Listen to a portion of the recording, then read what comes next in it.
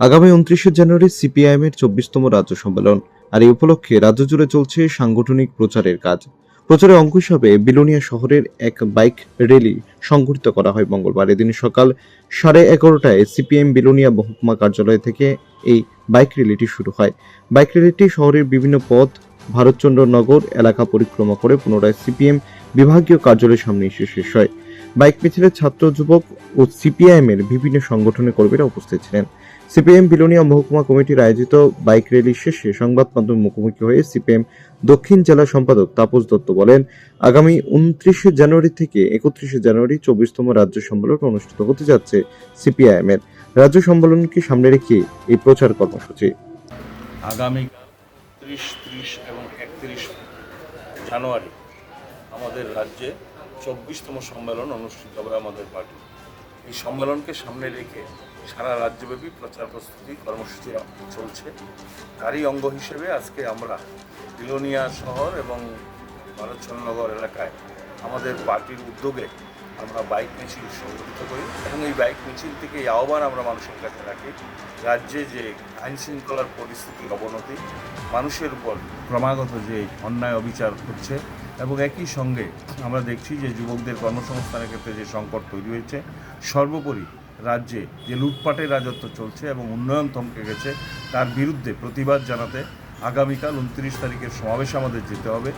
এই সমাবেশকে কেন্দ্র করে যে চক্রান্ত বিজেপি করছে, সমস্ত চক্রান্তের জাল ছিন্ন করে আগামীকাল যেন হাজারে হাজারে মানুষ আগরতলার জমায়েতে সামিল হন, তারই আহ্বান আমরা এই সমাবেশ থেকে রেখেছি, এই মিছিল থেকে রেখেছি এবং একই সঙ্গে এই সম্মেলনকে কেন্দ্র করে এই চর্চাগুলো আমরা করব এবং তাকে ভিত্তি করে আগামী দিন বৃহত্তর লড়াই গড়ে তুলবার আমরা প্রেক্ষাপট তৈরি করব। এই রাজ্য সম্মেলনে তাকে ভিত্তি করেই আমাদের এই বাইক র্যালি এবং এই সমাবেশ আমরা দারুণ সাড়া মানুষের মধ্যে পেয়েছি এবং ছাত্র, যুব তারা অনেকেই সাড়া দিয়ে এসেছেন।